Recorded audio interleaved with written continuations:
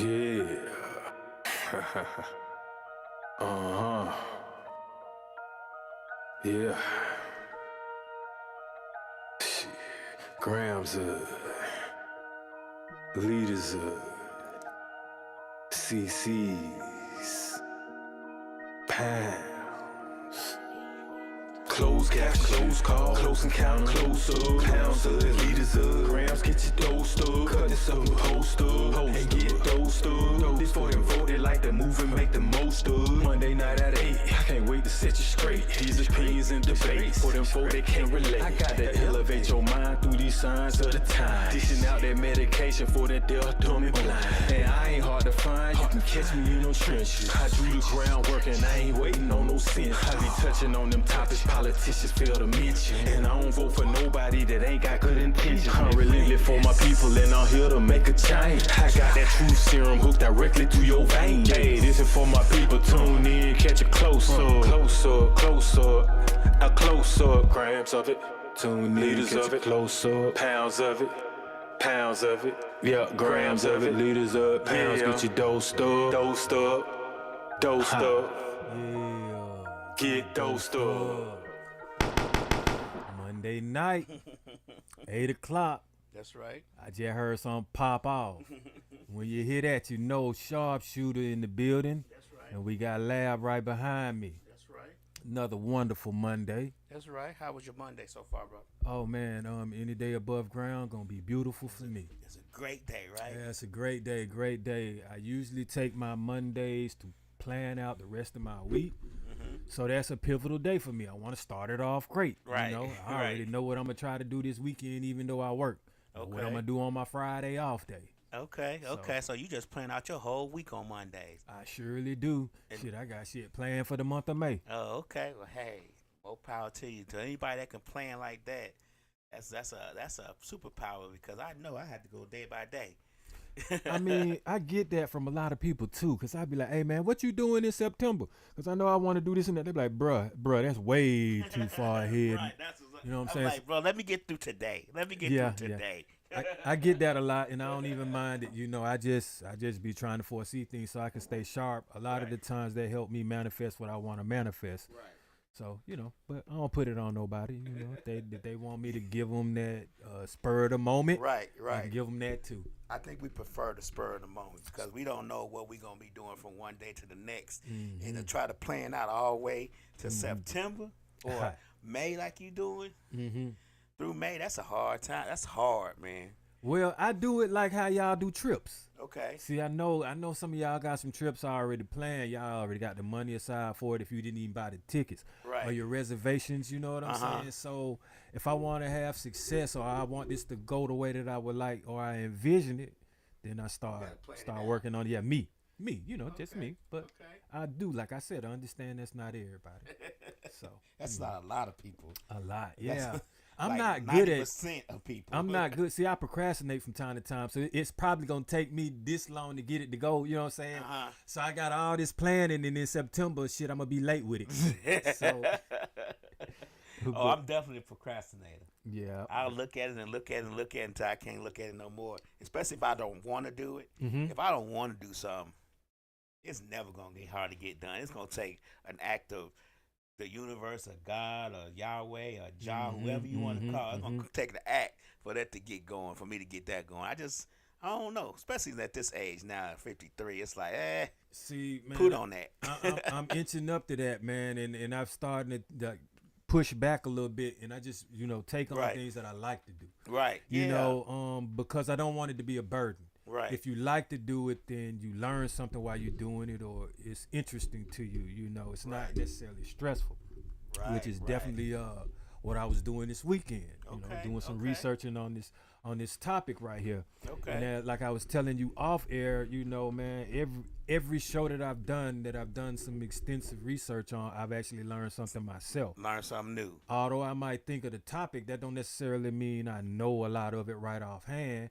So in order to speak to you guys and to have a little info on it, I start diving into it. Okay. And man, I just be smiling. I'm like, oh shit, wait till I tell them this. You know what I'm saying? I gotta write this down. This stands out, you know, this, they might learn something from this. So that's the procedure that I take, when I get my little podcast topics together. And today he does extensive research. He came in with an encyclopedia of research today. I got a lot of paper right here that Right. I just ran off. When I saw you took it out the bag, I said, yeesh. Yeah. I'm doing a little reading today too. Okay, Ain't nothing wrong with that. It's always fundamental. So, but we're gonna start out, like I say, the topics today are gonna be epigrams, and so I didn't even know. I knew what an epigram was, but I didn't know the definition of it. Okay. And now that I know what they are and the definitions, I'm probably gonna be stuck on this for a good little while because it's right along up there with, I would say, parables or proverbs. Okay. And I kind of love those too. And fables, that you got me if you got some parables, proverbs, or fables. So now we can throw epigrams into the mixture, and I'm going to give you the definition of it. So an epigram is a rhetorical device that is brief, concise, memorable, and often witty, humorous, ironic, paradoxical, and cutting and scathing or satirical. Okay. So, all right off the top, I'm going to rattle one off so you guys will have an idea. But this is considered to be an epigram, and is tell me and I forget, teach me I remember, involve me and I learn. Okay. So, to me, that means, first of all, there's a couple of stages in it. But I kind of go with that. That's kind of like leading up to experiences is the best teacher to me, meaning like you can have some instructions, you can have the manual.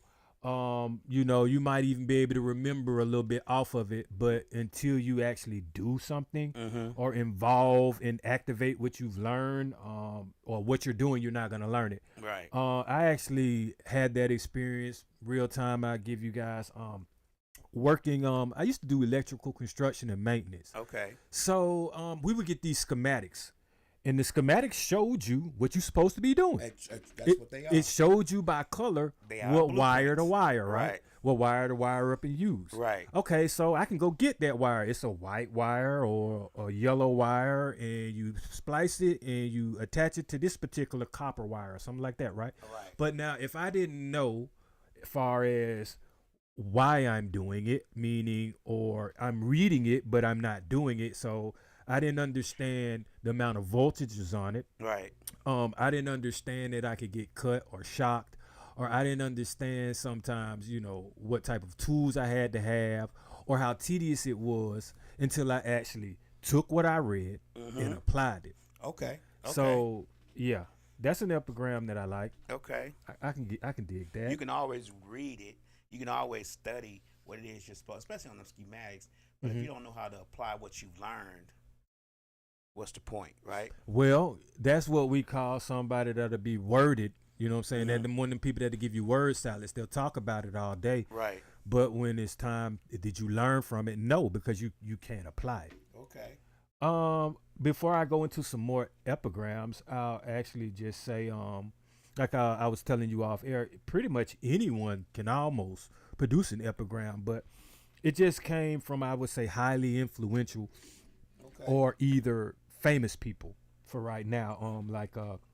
I just said who produced the greatest epigrams and quotations of all times, and they have Shakespeare, Homer, Sappho, Aristotle, Basho, Dante, Milton, Plato. I mean, you see, like I was Greek telling you, a lot of Stoics, philosophers. yeah. But then they get to like Mark Twain, Oscar Wilde. These were like literary, people that wrote a lot of writers and authors. Virginia Woolf. But one thing I did like, because they put Muhammad Ali in there. And he really is one of the embodiments of it, because it said humorous, ironic, cutting, and satirical. Okay. I'll get to a few of his a little bit later, because that's for Black Facts. Wow, they actually have Dolly Parton as one. Dr. Seuss, you see what I'm saying? So they can be simplistic. And they have Dr. King. Okay. Martin Luther King this time. Right. Junior. not not that other guy. About. not that other guy. You know what I'm saying? Okay. So I'll give you one. Says when you reach the end of your rope, tie a knot in it and hang on. Okay. Okay, so to me, that's basically like don't give up the hope. Mm-hmm. If you tie a knot in it, I mean that's sturdy. At least you have something that you can always hold on to.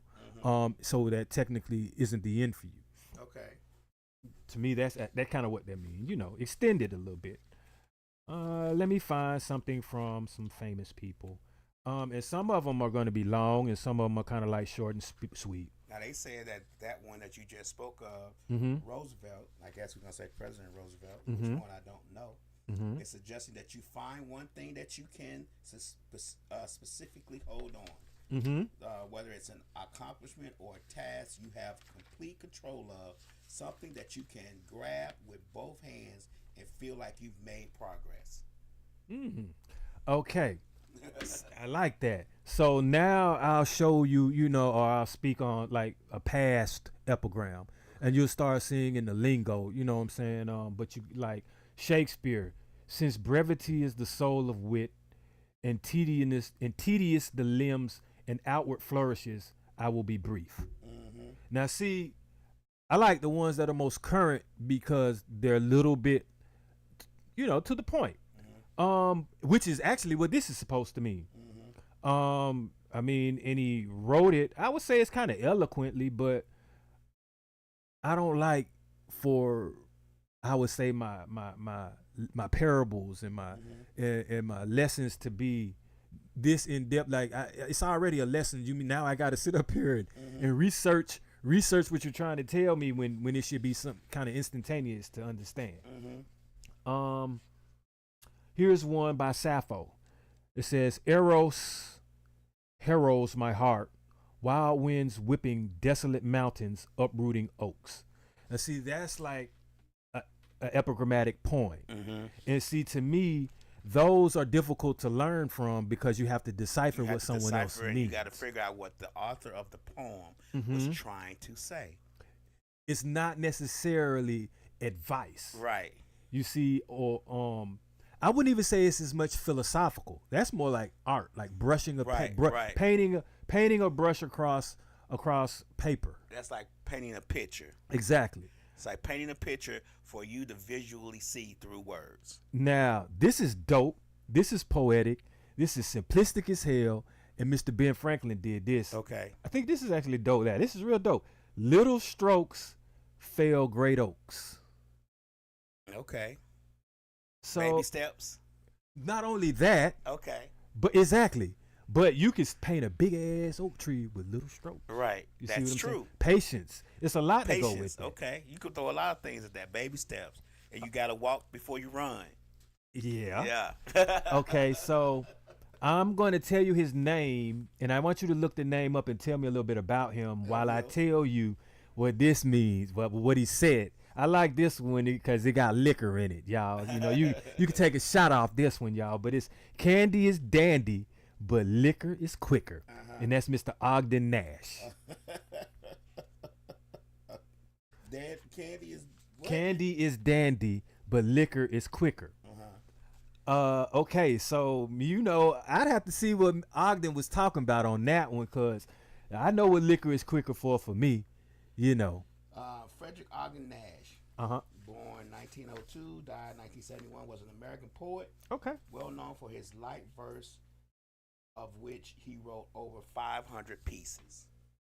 So, with his unconventional rhyming schemes, he was declared by the New York Times to be the country's best-known producer of humorous poetry.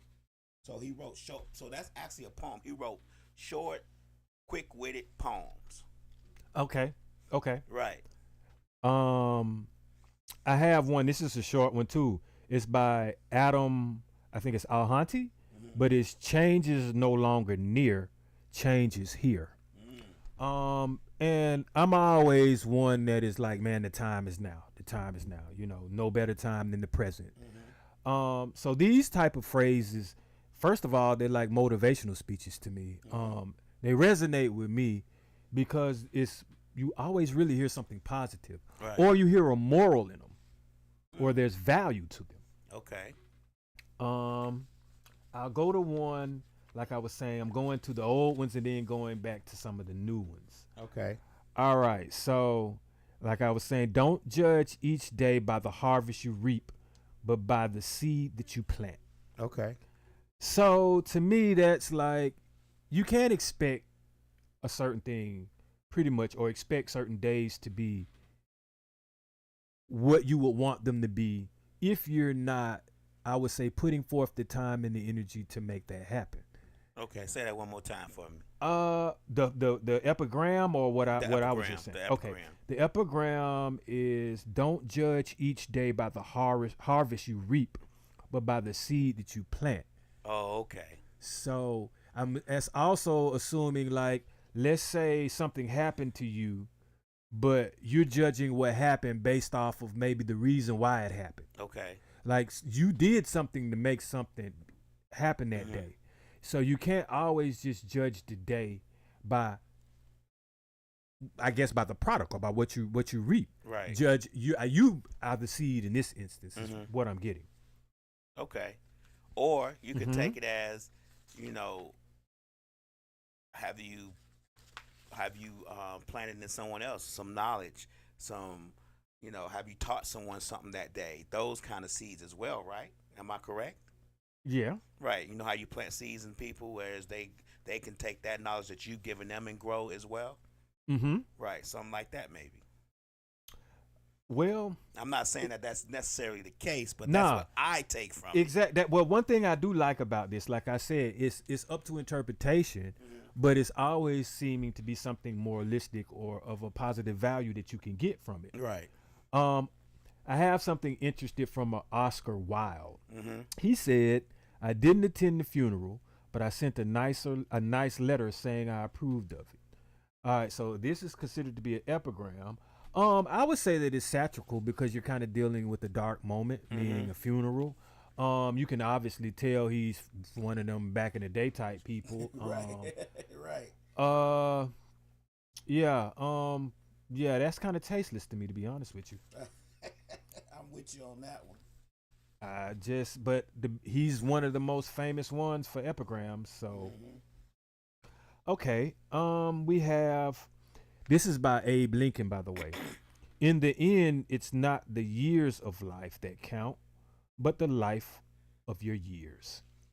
So I guess that you could live 100 years. Let's say you never went anywhere, you did something boring, you never helped anyone, you never had anything adventurous. And let's say you lived 30 years, but you went to every country in every state on the planet. Right. That would be getting the life out of your years. Right. Well, to add to that, you know, I was telling you earlier when we was off air, you know, I've learned one a couple of months ago, and it says life is what happens when you're living. That you can attach that to that too. You know, people say life is life, and well, that's what happens when you're living.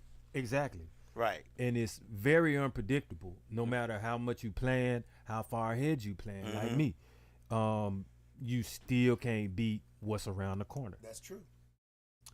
Okay, let's see. Here's one that I like. Don't go where the path may lead. Go where there is no path and leave a trail. So, I like that. I'm not a follower. I was gonna say that. So, are you leaving a trail for someone else to follow what you've already done? I would say not necessarily that. If you leave a trail, you leave an imprint behind. Okay. You leave your existence behind. People can do with the trail whether they want to or not, but it's there. It showed that you were once there. Also, you're going in a new direction, somewhere where no one else has gone because you just made that trail. That's your legacy. The trail is your legacy, right? Yeah. I get that. I got one that I looked up, and I didn't really look it up, but I was looking up definitions of epigrams when we were talking. And Benjamin Franklin, I didn't know he said this one, but remember, time is money. Whoa, okay. Everybody say that one now. Right, that one. Everybody say that.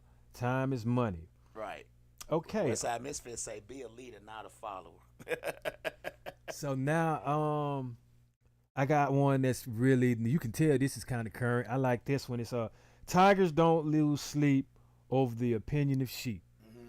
So I think a lot of people should take a lesson from this, and I like that because it's using animals as well.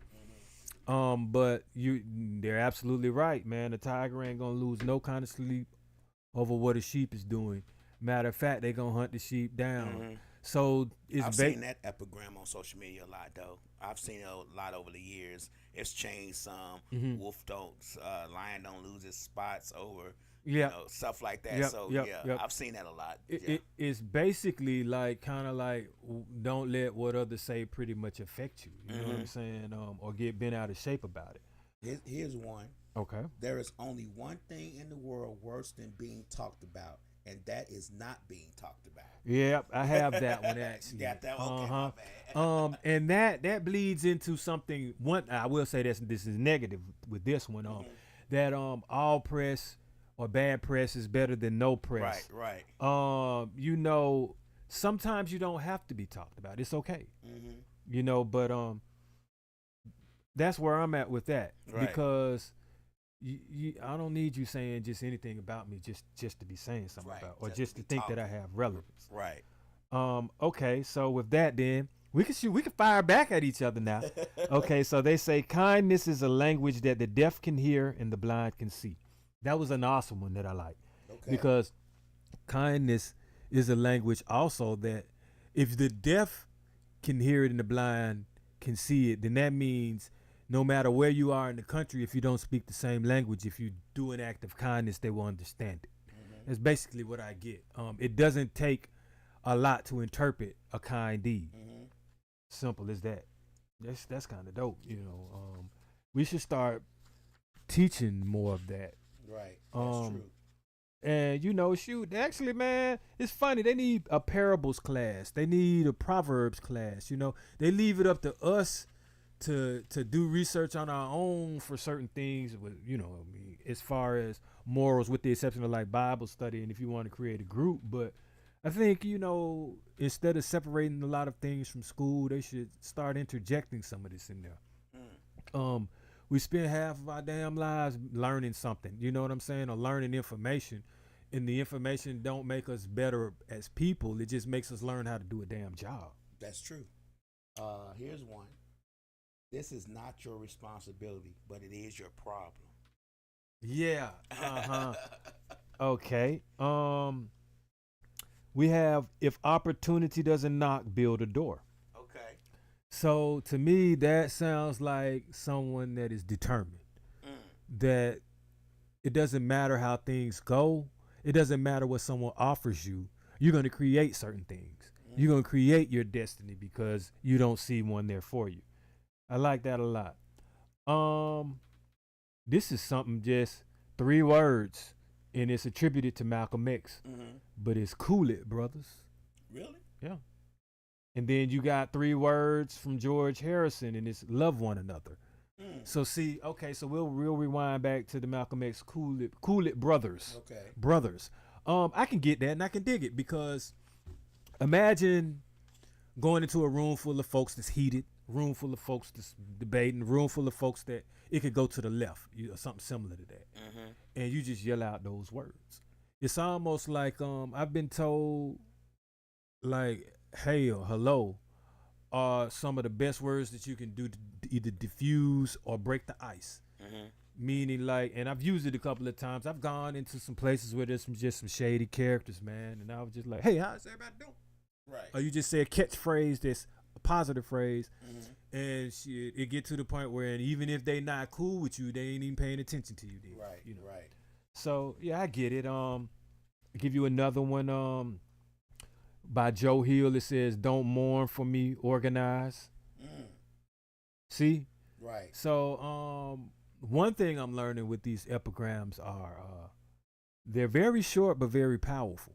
Very short, but they can hit hard. Exactly. We got one. Oh wow, Sitting Bull. Come on, take action. Let's go. Okay. Now that sounds like a war chant.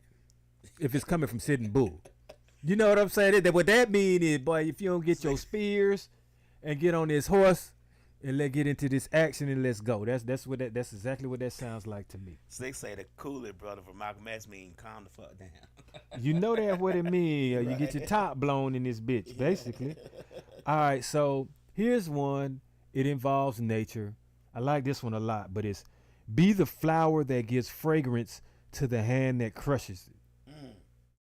So, and it's almost like you're going to remember me regardless. Or let them know you've been in the fight, even if you lose, kind of, you know. Here's one. Space I can recover. Time never. Yeah, I forgot. That's somebody that's famous that said Napoleon Bonaparte. Well, you know, Napoleon. Napoleon done finally got one off. All right, so I'm going to go back in the day. I'm going to give you one by Sappho. A short, revealing frock. Mm-hmm. It's just my luck. Your lips were made to mock. See, I got to take stabs at this. Right. Stabs at figuring out what it means. Right. Maybe it seems like someone is making fun of them. Okay. Because it said your lips were made to mock. Right. It's just my luck. Uh-huh. In a short, revealing frock. So I guess a frock is something. Oh, a you truth. know what? You know what they mean by that? When people get angry, they have a tendency to foam at the mouth. They call it foam at the mouth, and foam can be seen as a frock. Okay. So if you angry and you yelling and you putting up a fuss, you know, just my luck, your lips are made to mock. You know what I'm saying? Mm-hmm. Like, I'm just gonna make fun of you because you really tripping. Mm-hmm. You tripping. Okay. So now I have one that's easier to understand. And it is courage is not having the strength to go on. It's going on when you don't have the strength. And so that was kind of my first time hearing that, even though I've heard something similar to those things. And most of the time I just heard courage is just having the strength to go on. But when you add the other part to it, it does make more sense. Courage is when you don't have the strength, you keep going. Let me ask you a question. Are all epigrams positive though? Like, it seems to be because it's like they're getting something from an experience to motivate. Like I said, they all seem motivational. I'll give you some because they even have like epigrams. Some of them are like chants before war, or they describe something that was negative. But it's almost like the bright light at the end of the tunnel. I'll give you one. This is by, I guess his name is Simonides. Okay, so it just says, all right, so here's my interpretation of a poem by Simonides. It's commemorating the Spartan heroes who died defending the hot gates, right? Okay, so it's passerby, tell the Spartans we lie. Lifeless at Thermopylae, dead at their word, obedient to their command, have they heard? Do they understand? Okay, now see, he's talking about death. He's talking about holding down the fort for a particular, defending. But does it sound negative what he's saying? And I'm with you. Like I was trying to find like some negative, some negative epigrams. But even when you get to the definition of it, it still says it's a rhetorical device, memorable and often witty, right? Memorable and witty, ironic, and the only thing I could see would be scathing. But scathing is they considered scathing to be the truth back then, revealing. Okay. You see what I'm saying? So you can't necessarily consider scathing to me to be like negative or bad. These are like revelation stories to me, revealing. Okay, like what would you attempt to do if you knew you could not fail? And so a lot of these epigrams make you think, or they make you press on. They show you that there's hope and that there's something more to it. They make you strategize. I actually have an epigram that deals with hope that I'll discuss a little bit later when I actually get to it. But yeah, man, I'm scrolling through them and I'm trying to find something, that you can consider kind of derogatory. Okay, this one. Know the rules well so you can break them effectively. I would say, but see, these are rules. It didn't necessarily say laws. So it could be certain rules that are put into play that may not necessarily make sense, or may not necessarily be I could say that detrimental, that there needs to be a punishment and you can break them. Okay. Or shit, some of these lawyers know the rules and they break them. You know, they break them effectively because they know what they're doing. I'm trying to find some dark ones, so I'm trying to find some dark ones, and I really cannot find. I'm trying to tell you ones. because I'm trying my best because and I like that. It could be on both sides. Like I'm really wondering, why does all epigrams have? Because you can have some dark satirical humor. It happens all the time. I'm gonna give you a good example. The one you wrote about. I didn't go to the funeral, but I sent a letter saying I approve. That's kind of dark. It's dark, but see, he's trying to be witty with it, and he's still saying something positive, like he approved of it. It's almost like a RSVP. You see what I'm saying? But in words, in poetry. But I don't think they're meant to be negative. That's the thing. Because a lot of them, like I just said, one of them is happiness is a way of travel and not a destination. Okay. These things seem to be always about, maybe if you've gone through something negative, then you would pick. It's like an epigram is a pick me up. Slick say, but it's more effective to know the rule before you make your move. Absolutely right, because you know if it's a consequence attached to it. I'm gonna give you epigram from a movie. Behind every great fortune, there is a crime. Damn, that's kind of deep. The Godfather. Well, you know, that's for movie purposes, because the only one thing that would make me disagree with that is childbirth was a great fortune for me, and I didn't have to do no crime for that. Right. Well, But I think they're talking about as far as clearly money, monetarily. Well, no, because when people donate, and if you get a fortune from donating or inheriting, I think that's beautiful too, to a degree. Someone willing to give you something, but I feel you. You know what I'm saying? That would be one that would be negative that we could come across. Here's something that if you come across failure, then because failure would be considered to be negative, but the twist to it is success is going from failure to failure without losing enthusiasm. Okay. So once again, these epigrams seem booby trapped to give you something positive, like hardwired to make you smile, make you believe in yourself. As a matter of fact, for the whole month of May, I'm gonna send my daughter one in a text every morning, because a lot of them are attached to, if you use them, it can change your life, because it changed your perspective. Okay. Like most people don't listen with the intent to understand, they listen to reply. Yeah. So if you're talking to me and all I'm thinking about is what I want to say back to you, what I want to say back to you, what I want to say back to you, I'm not comprehending. Yep. And that's what a lot of people I do. have that habit. Yeah, well, especially if I'm in defense. If I'm already, if you're already coming at me and barking at me, and I'm already in defense mode, I'm not hearing nothing you saying, because I'm trying to get my rebuttal in. I have a way of processing it too fast. You know what I'm saying? And not giving you time maybe to elaborate on it. Okay. I will say that. Here's one that I know we all can agree on, man. I'm gonna get to the ones that I really like. Okay. Like, man, share your progress, not your goals, and you'll always be motivated. A lot of times people will say, you know, don't necessarily tell everyone your plans and keep them to yourself, you know, or like you don't want to jinx them. Right. Or when you tell people what you have going on, that gives them the ammo to throw salt on them a little bit. Okay. And I do agree with that. You know, sometimes inadvertently you may be sitting next to somebody that could put you right where you need to be. Okay. Let's just say, you know, you have a brother that does taxes or help build good credit. And I'm telling you, man, all I need is for my credit to be A1 so I can go ahead and get this license and open up my business. Right. And you got a little disdain for me, and I didn't even know that. And you got someone that could help me get a license just like that. Well, you know, from personally. Yep. But since I just told you my plan and all of that, now you know, basically just to be an obstacle or just not to hinder it. You see what I'm saying? It's almost like I stuck my foot in my mouth a little bit. Right. So, you know, I heed a lot of what I'm trying to tell you all tonight. Like I say, these are valuable. These are words of wisdom. I call them gems. I'm gonna give you one from a book. Okay. Lawyers, I suppose, were children once, and that's supposed to be an epigram, and they call these epigraphs, Okay. and that's from To Kill a Mockingbird.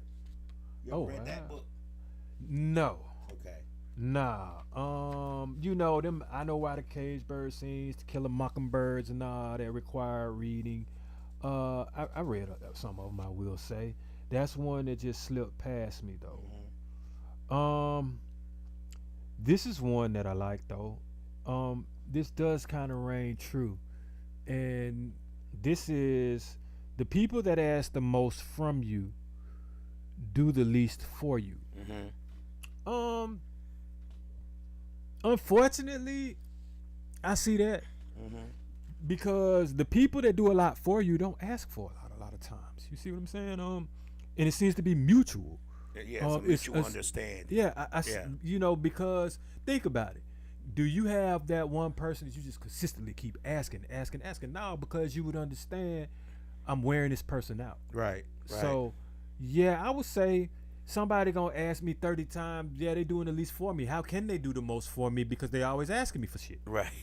Seriously though, when you start putting when the wheels start turning in your Right. mind with these epigrams, Right. man, it's a wonderful thing. Now Go this, ahead. Here's one. If they give you ruled paper, write the other way. if they give you what now? Ruled paper. Ruled paper. Ruled. I know what you're saying. Lines. Yeah, ruled paper. Write the other way. Right the other way. You dropped that one. I mean, I need to know what do you think? Basically, if they're telling you to write this way, and telling you how to write and what to write, so they're controlling you. write the other way.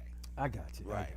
Okay, kind of like when them teachers be like, what do they say? They'll say something like, I need you to write a word on a piece of paper for me. And you literally write word and stuff like that. Right. I got you. Write A, B, C, D, E, F, G, each line. Yeah. Now, this one right here resonate for me, man. Like, hey, I took a shot when I read this one, man. Okay. And I'm gonna think about this one all May. Cause I'm a ladies man. And it said if you put her on a pedestal, she will always look down on you. And so, I mean, I never thought of it that way. I still kind of don't, but it does make sense. I don't want it to be that way, but it makes sense. Such great sense. It makes sense. It's almost like when I was saying, if you try to go for someone high maintenance, then you gonna have to live up to that. You see what I'm saying? Like, and you can't fault that person for looking at you a certain way when you come with that knockoff. If they always got the brand name. So, I mean, be careful. You know, you put on that pedestal, there ain't nothing but to look but down. It's a little bit above you. And then I'll piggyback off of that because there's another epigram that says, if someone is trying to bring you down, then that means that you're above them. So, you know, hey, now that could be kind of, see how they took a negative and put it into a positive? Right. If they're trying to bring you down. Okay, I say giving up hope, the hope with the rope, tie that knot in that rope, they're not going to let you fail with Slick say that is not true about the thank you, Slick. I hope it ain't. But it's raining true with these millennials though. Right. It rains true. The ones that want all the likes and attention. Yeah, most definitely. So this is a good one. I'm learning this, and I learned this because people will either say it's not necessarily what you say, it's how you say it, or they'll say it's the delivery. Okay. So with that, sometimes I just be like, fuck all that then. Not everything in your brain needs to come out your mouth. Because you may not be able to even deliver it properly. Or it might not be the right timing, the right moment, the right person to say it to. You might not be the right person to say what is necessarily need to be said. But I agree with that. Not everything in your brain needs to come out your mouth. That's true. And notice how that doesn't necessarily mean you're ignorant. Right. It don't mean you don't know anything. Right. That just means not everything should come out. Right. Oh, now here's one, Lab. I want you to shoot one back at me after this one. Okay. But this shit here was dope. I like this one too. I was taking a lot of shots this weekend. I probably became an alcoholic. If I took a shot to everyone that resonated and I liked, boy, I'd be a fish in this bitch. But You'll never ruin a role if you play yourself. Can you drop one of them little pow, shoot somebody, pow, there we go. I like that one there. I'll say that one more time because everybody need to do this one. Right. You'll never ruin a role if you play yourself. Trying to be somebody else, trying to do something different, that never works. Right. That right there, that one right there is a keeper. Oh yeah, that's a keeper, man. You know, that's a keeper. And what's awesome about that, man, like I always play my role anyway. It's like playing your position, staying in your own lane. Y'all hear it, it's just in different ways, right. You know. But it's good to hear something interpreted in another way because it may resonate with you a little bit differently. This may stand out, or you may understand it better than the other options that you have. All right, here's one. Don't seek for everything to happen as you wish it would, but rather wish that everything happens as it actually will. Okay, now that's kind of dope. To me, that's like strategically planning out what you want to manifest. Like how you want it to happen, whether or how it will happen. Right. I mean, that's a little bit prophetic. So if you can master that and do that, you're gonna be ahead in life. Right. You're always gonna have a optimistic outlook because you're practicing making it happen how you want it to. That's dope. I like this one. Everybody needs to follow this one for sure.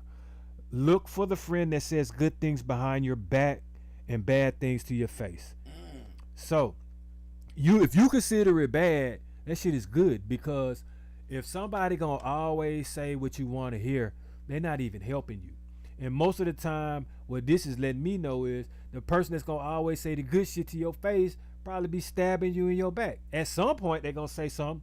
And I approach how I learn. Well, this is how I read and observe people that I don't know or coming into a situation. If someone is comfortable always talking shit about you, or someone is comfortable always talking about somebody behind their back, then you got to be like, well, what would you say when I'm not in the room? You see what I'm saying? You know, you got the character that you always talking about somebody. It's clear that you talking about somebody behind their back and you don't say it in their face. Them kind of people you need to stay away from. Okay, this is one. Once again, we touched on these, but it's in different sayings. Right. You can cut all the flowers, but you can't stop spring from coming. I like that. You see what I'm saying? Y'all might want to duck. Get your bulletproof today, boy. We catching friendly fire all in this bitch because gems are being dropped. I love this. I love these epigrams. Parables, like I say, proverbs, the epigrams. You got me all day. I could do this for hours. I got one for you. Waste no more time arguing about what a good man should be. Be one. Yeah, I saw that. I came across that. That's dope. I mean, and you know, that goes. See, what we're telling you, you don't even have to apply this to you. Right. You can apply this to a situation. I give you a situation at work. I had two coworkers. This was in the past. Okay. Two coworkers were sitting there talking, arguing about how we gonna get the level, how we gonna get the powers up, how we gonna get this to be done. If we manipulate the machine and they read it, then and they were supposed to be refilling the machine. Okay. So what I said was, guys, man, while y'all sit here 6 days through Sunday talking about this shit, I'm gonna go actually put the bags in the machine so they can pull them out and use them. Right. Problem solved. Right. So yeah, don't talk about it. Be about it. Be about it. There you go. You know what I'm saying? And I got one right here. This hit me a little bit hard. I took a shot, y'all. Okay. All right. So what we on, about 5 or 6 shots? Your boy was floating in this bitch. You about 6 shots. But if you're a friend to everyone, then you're an enemy to yourself. So now, I feel that, and this is how this can occur. Okay, you're a friend. You're that friend that 4 people need something, and you don't know how to tell them no. And you give all them 4 people something. Next thing you know, an emergency happened, and you have to handle that emergency. So you take care of that emergency. Next thing you know, you need something. And you don't have it. And them friends that you just, help, not to say they not your friends and they not bad, but they can't necessarily help you right at this moment. So to a degree, you just an enemy to yourself because you helped everybody else, and now you need help and you can't help yourself. So It doesn't mean don't be people's friends. Just tone it down some, or recognize who's really that friend and who really ain't. Okay. I got one for you. I figured you would. Cease to hope and you will cease to fear. Hope breeds fear. Cease to hope and you will cease to fear. Hey, now you know what? I'm gonna tell you this because I almost got in an argument, not an argument, but a little debate, about hope. I'm not a hoper. I'm not necessarily a wisher. I'm a dreamer, but I act on my dreams. But a lot of times hope tends to bear down on people where they can't maneuver and operate. And I'll just go ahead and say the one, I can surmise the epigram that I had, but it's like wishing and hoping does nothing. It's making decisions and acting that makes it happen pretty much. Okay.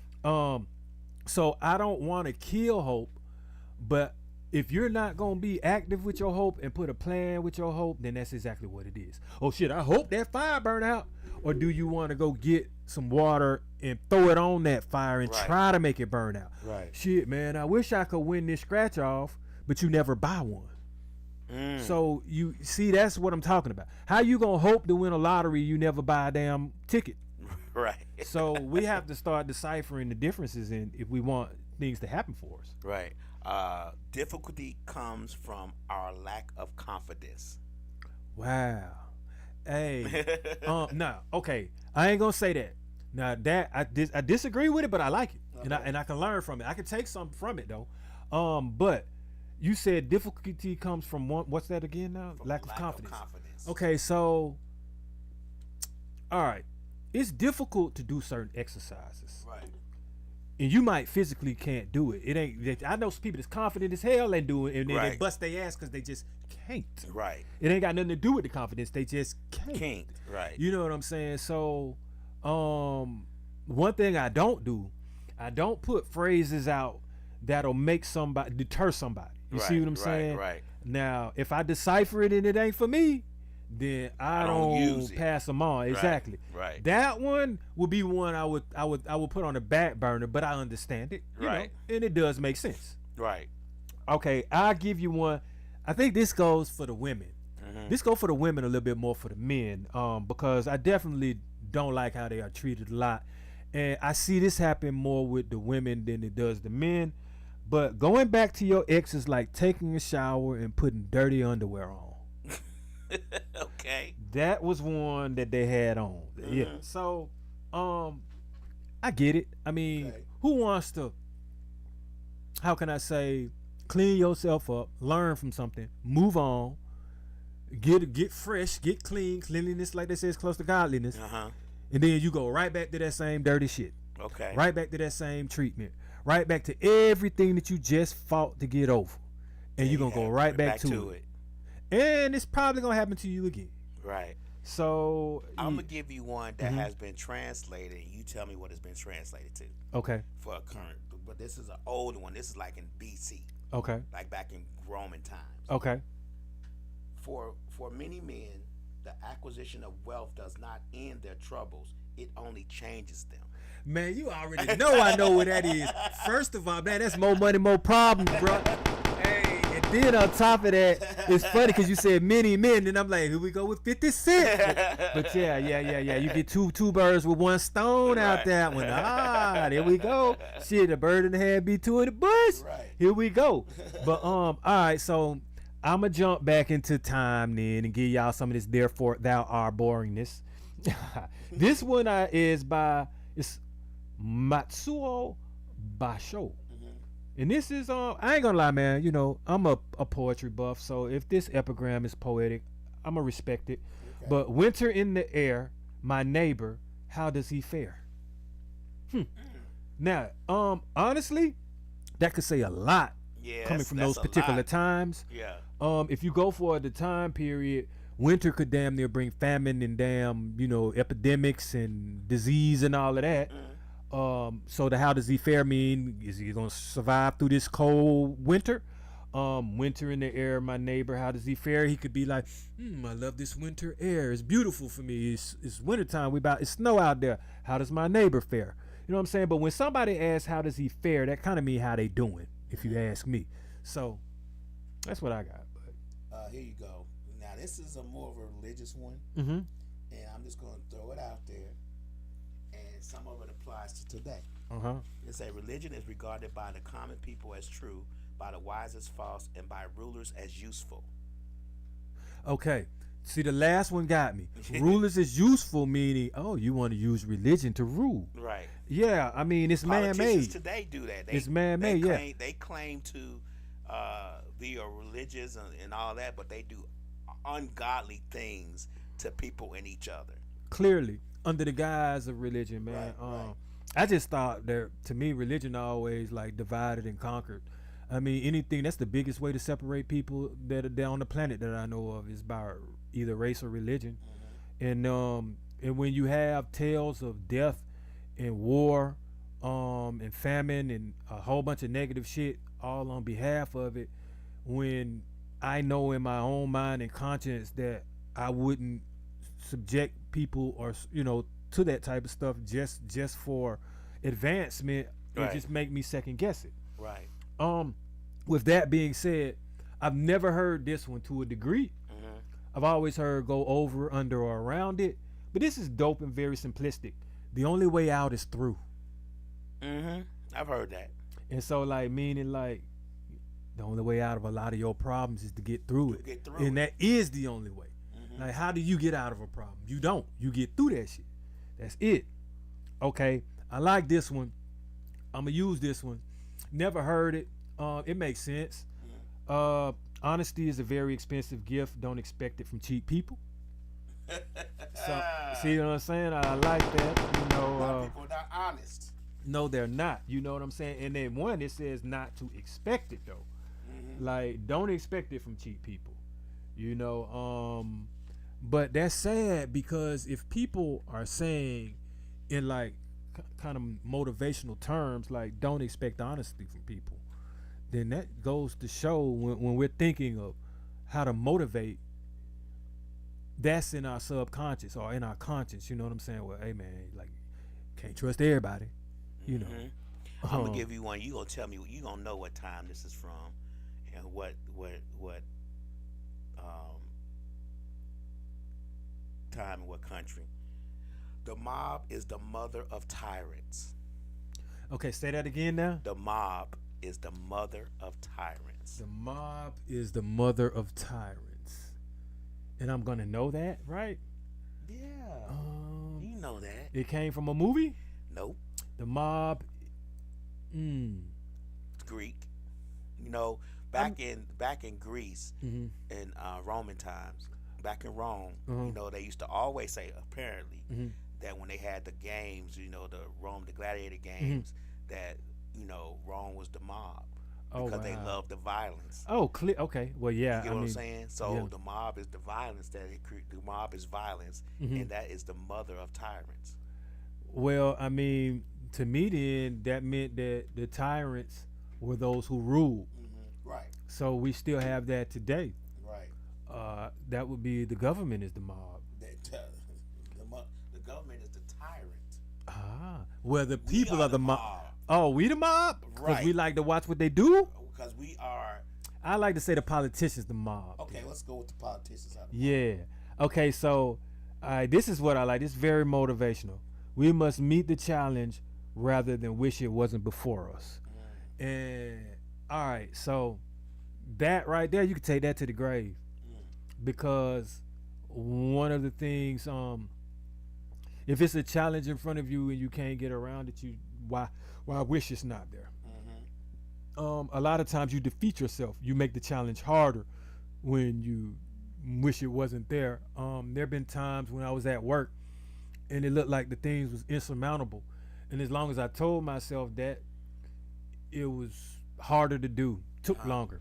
Okay. But when I was like, you know what, I'm gonna knock this thing out, whistle while you work, cut on some Frankie Beverly or something while I do this, next thing you know, the challenge is done.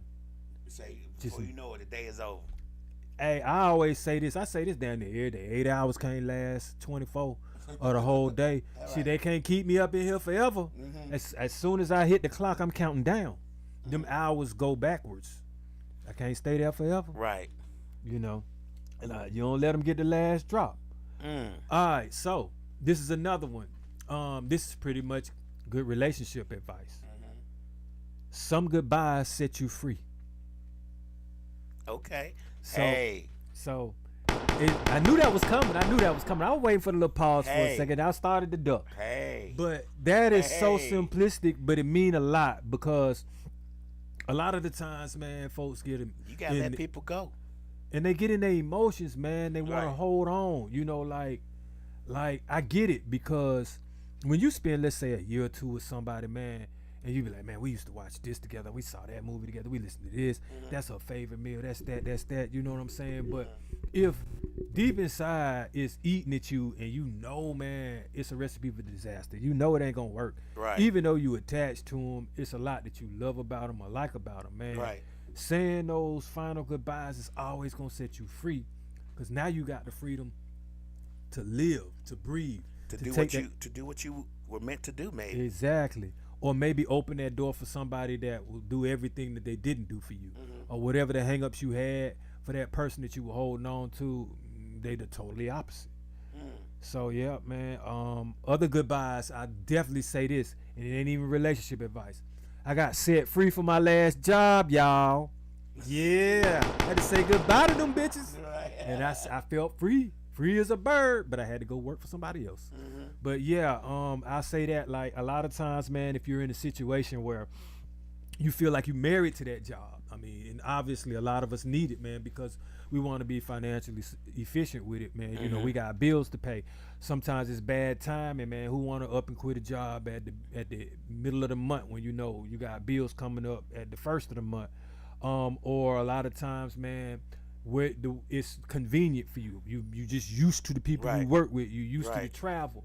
And so it becomes difficult to give it up. Sometimes the universe will let it go for you. Man, yeah. But this time, I gave it up. Right. And I said my goodbyes, bro, and I was free, man.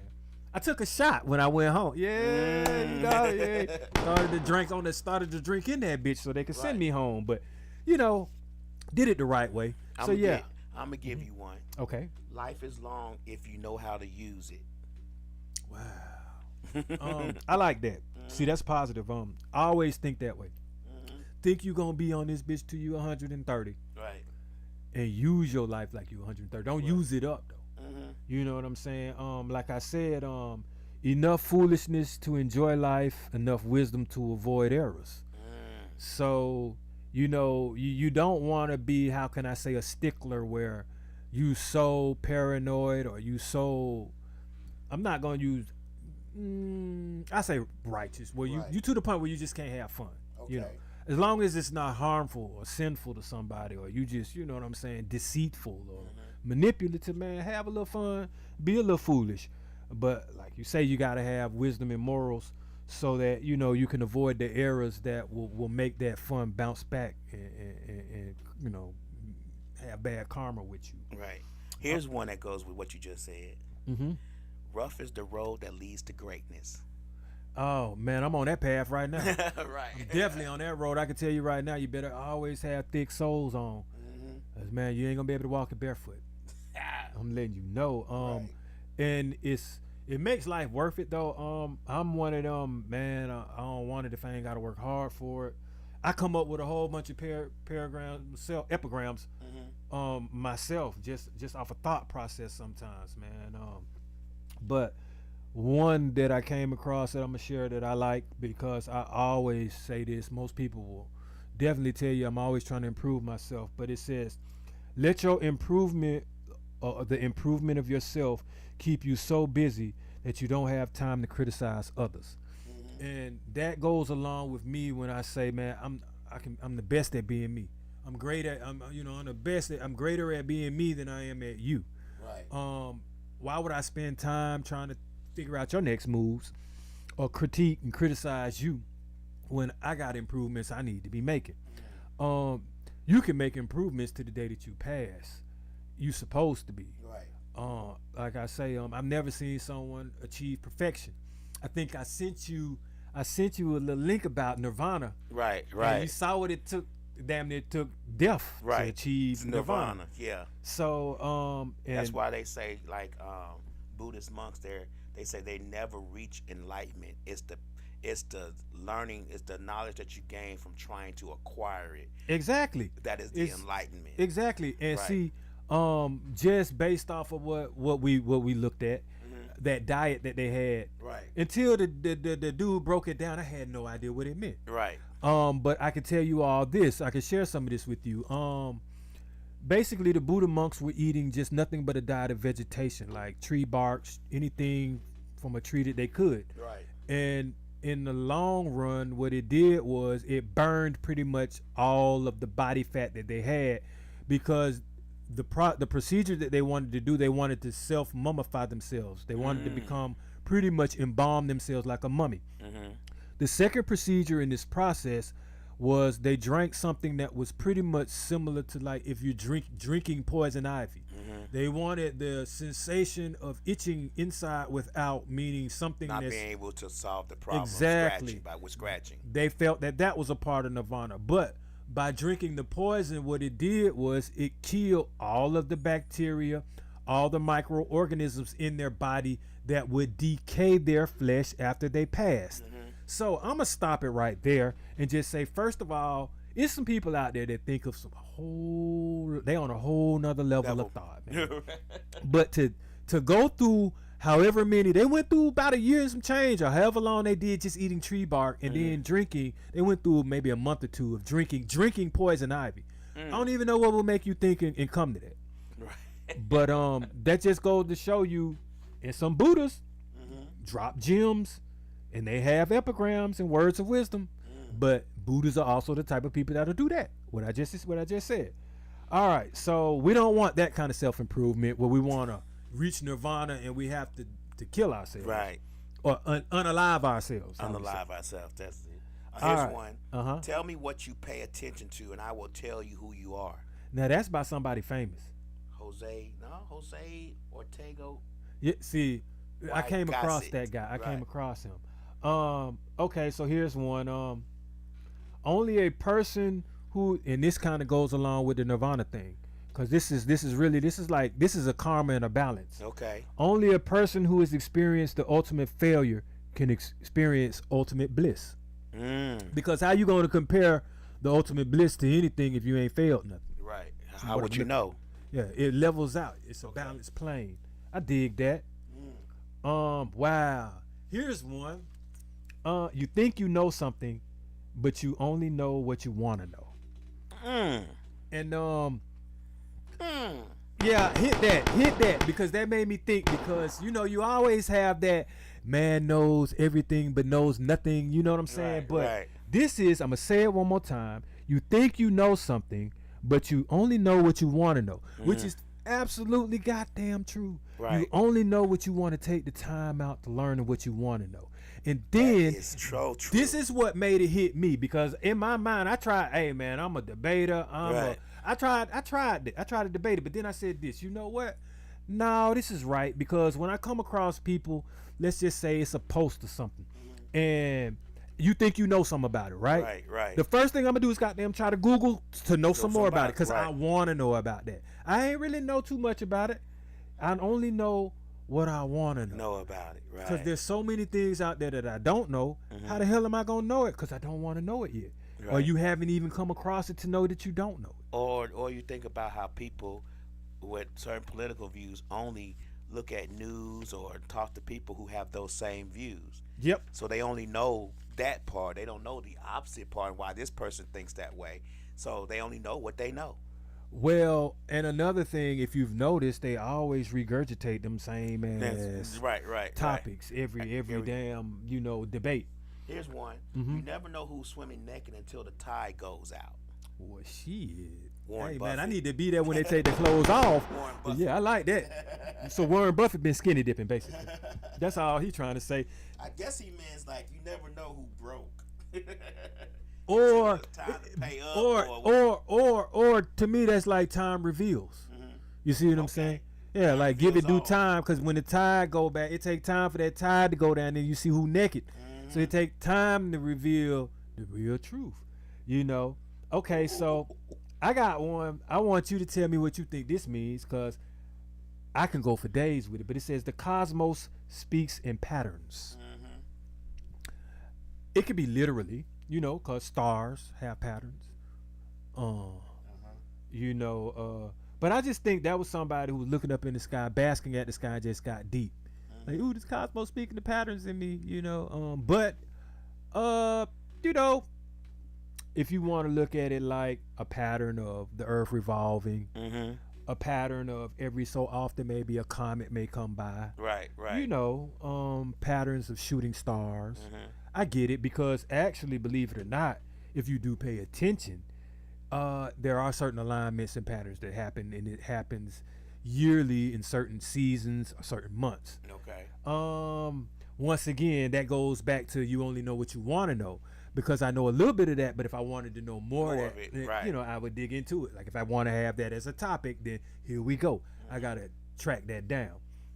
Obviously, this one, I use this all the time, and I don't say it like this, but I might start saying it like this. But expect the unexpected, or you won't find it.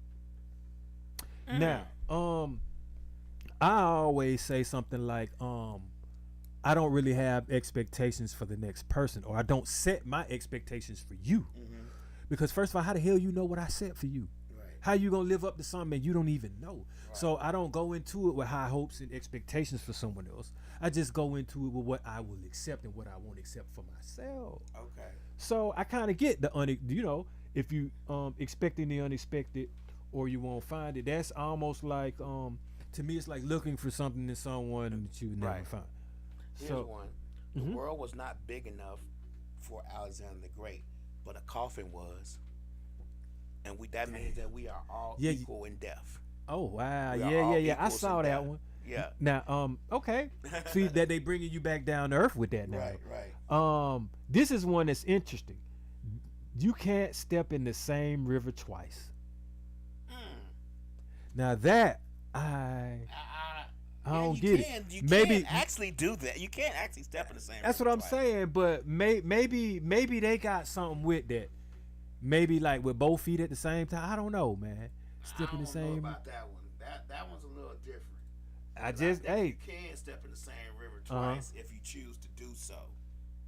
If Okay. it's your choice to step in that river twice, you can do it. Mm-hmm. But I guess the thing would it be detrimental, or would it be? I mean, because sometimes you may have to cross that same river to get to where you're going. You may have, you know what I'm saying? Mm-hmm. So I have one where it was like life is about learning which bridges to build and which bridge to burn. I like that. Can you shoot one? Pow, pow, pow. Which bridge to build, which bridge to burn. This is one that I don't know, man. This just seemed like a spoken word, but that which opposes produces a benefit. And I can get it to a degree, because something that is opposition is like hindrance. And if you get over an obstacle, you're always gonna benefit from it, I'm assuming. You know what I'm saying? It's considered an accomplishment, but it's just, all of them aren't great. Right. They all can't be great. I ain't take a shot to all of them, They all can't be great. Okay, so a wonderful harmony is created when we join together the seemingly unconnected.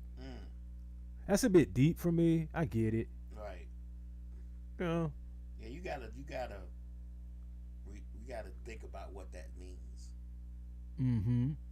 And okay. I'm okay. Now see, these seem like some regular stuff. Like lovers of wisdom must open their minds to very many things. And to me, that just means be an open-minded person. If you really want to learn a lot, or lovers of wisdom, I agree with that. I come across a lot of things, when I'm trying to find out knowledge, that I'm like, damn, this really happened, or I really wouldn't be looking for this if I hadn't come across that. Right. So my mind got to be open, because you're gonna be, I'm gonna give you one that you gonna think about for a second. Uh-huh. I mean the opposite of what I say. You've got it now. No, it's the other way. I like that. I like that. Yeah. They basically just did a double entendre and all that within each other. Right. Okay, so I'm gonna give you one that's similar to that. I like it, and you probably gonna give me a shot. Pow. But knowing many things doesn't teach insight, and I like that because it's a lot of people that think they know everything out there, right? And they always try to say, but that doesn't mean you have insight. Okay. You can know a lot of shit, but the insight, the wisdom behind it. Do you comprehend what it is you know? Okay, so I give it to you like this. There's a lot of folks out there that know a lot of stats for basketball players. Mm-hmm. Is that teaching insight? There's nothing insightful about that. At all. Nope. All right. Many fail to grasp what's right in the palm of their hand. So that's one of them. It's right up under your nose. I like that one. Yep. So and to me that means like don't sell yourself short. Right. You'd be surprised at what you can accomplish. It's probably right there in front of you. Where there is no sun, we can see the evening stars. That's cute if you want to be romantic. That means it's nighttime, man. You know what I'm saying? Right. I like that. A good play on nature to let me know what time it is. You know? Right. Here's one. I can resist everything except temptation. Damn. I mean, I can resist a little temptation, man. It's just what it is, though. If you got my weakness, you absolutely right. But some things be tempting, man, and I can be like, man, I'm good on that. I'm good on that. Or some things might be way tempting and addictive to other people, and I'm like, man, shit, I'm good on that. Here's a dark one. Uh-huh. If you can't be a good example, you'll just have to be a horrible warning. A horrible warning? Mm-hmm. I like that though. See, but look at it now. That's like I'ma use that negative person as an example of what not to do. Right. So okay, this I like, cause it says this is simple. Things love to conceal their true nature. So that's like putting a mask on. You could be lying. I mean, people do that every day. I mean, what I'm trying to say. People do that true every day. nature every day, man. Okay, so we got this. This looked like someone decided to get a little poetic and take their time. Seawater is both pure and polluted. For fish, it's drinkable and life-giving. For humans, undrinkable and destructive. Yeah. But that's you could benefit from it because you could pull the fish up out there. Right, that's true. Here's one. An eye for an eye leaves the whole world blind. Damn. Oh, and I'm an Old Testament guy too, man. I'm an eye for eye, tooth for tooth. I guess we're going to be snaggletooth in this bitch. Right. Wow, we're going to be eating gummy bears in this shit. Okay, I like this one right here, man. On a circle, an end point can also be a beginning point. So there's a beginning and ending. Yeah. Right. Got me people always say I'm walking in circles. In circles. Doom, doom, doom, doom. Then round and round you go now. Here's one you're going to have to think about a little bit. Not think about, but you're going to get it. It's called the American Dream because you have to be asleep to believe it. Definitely. Sound like somebody black made that one damn near, that's man. George Carlin. He's a comedian. Yeah, exactly. Now, I see that satire right there. George Carlin is funny as fuck, and he drop a bunch of gems. Here's a black one for you. Okay. And you'll know who this is. If you don't stand for something, you'll fall for anything. Okay. I like that. This is one that's very interesting, and it's almost like a no pain, no gain. But this is the doctor inflicts pain to cure suffering. That shit deep. Cause think about it, suffering is pain, ain't it? Right. But you gotta have pain to cure it. Like they say, when you have a disease, the cure is in the disease. Well, okay, they do have one, but you're right. Sometimes they say the cure is worse than the damn disease, or worse than the symptoms. Hey, this is one I find interesting. And it's very simplistic. The way up and the way down are one and the same. I guess that's saying that you have to don't step on people on your way up because you have to pass them same people on your way down, right? Not only that, but think about it. Most of the time, if you going up, don't you come down the same way? Most times. Most, I would say. Yep. Definitely if you're going to apply gravity. So I get it. It's kind of like that. What goes up comes down type of thing. You know, wow. This is, I don't know, man. It says a thing rests by changing. I know, man. I don't get that one. I don't get that one. Slick say, I like to know a little bit about a lot. Aha. Slick, that's a slick one. Yeah, that's a little bit right about there. a lot. Hey, I like that. Okay. It say, what is this? Donkeys prefer garbage to gold. Damn. I don't know how. Hey, man, it got to be a donkey. That's the jackass move for sure. Cause I'll take the gold any day, man. Oh, now this is kind of cruel, but interesting. It says every walking animal is driven to its purpose with a whack. So I guess that means it's gonna move how you want it to move if you whack it. Alright, this I agree upon. There's a greater need to extinguish arrogance than a blazing fire. Okay. I'm gonna give you a little knock on that one. Yeah, man, like arrogance, man, and ego. And that also is a epigram too. Like it's like if there's anything man should drop, it's the ego. And yeah, man, I mean, egotistical, arrogant people, it's hard to get along with them. Yeah. You know, and it's like not only do they force a lot of their perspective and views on you, it's just like they oozing and just dripping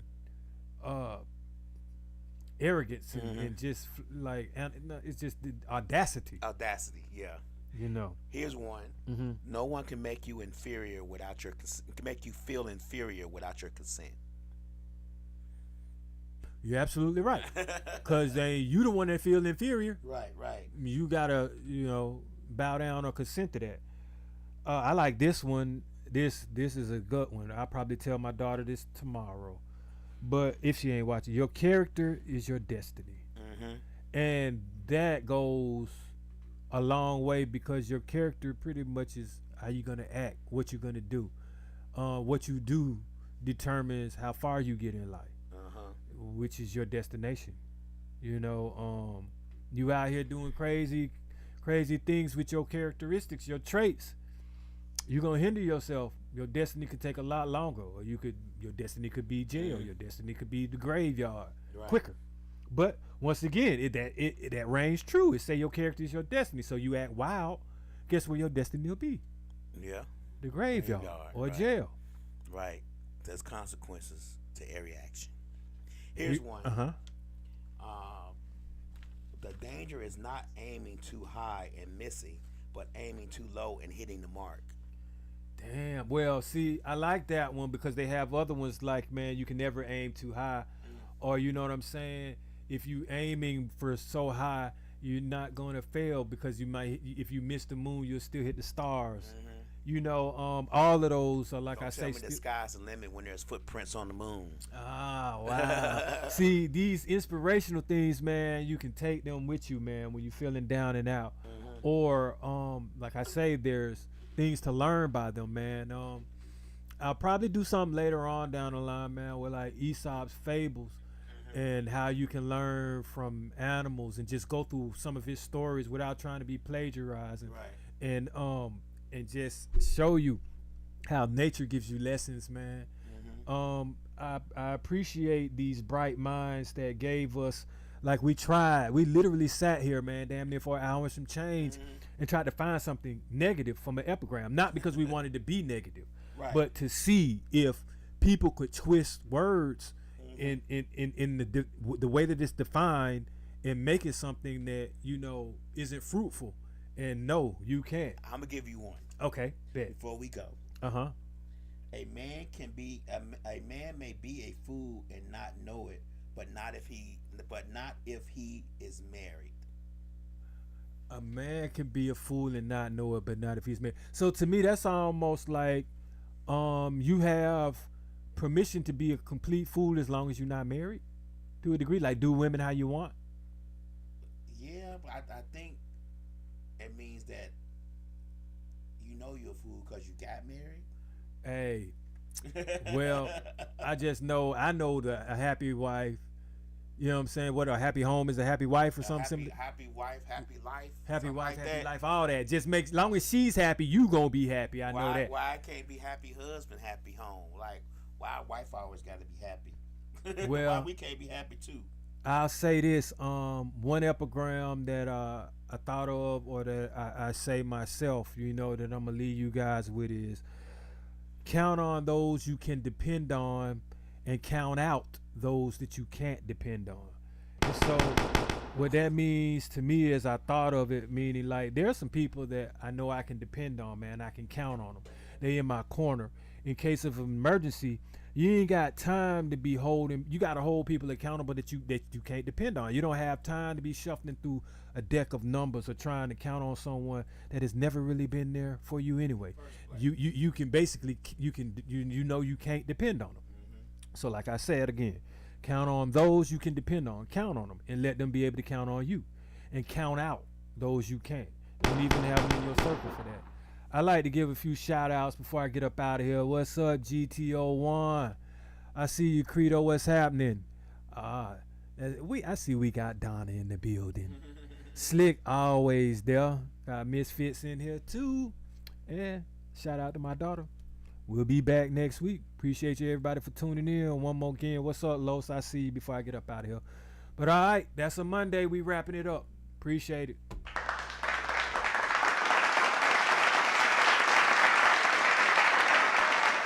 Yeah.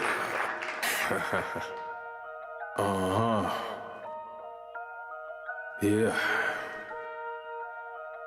Shit. Grams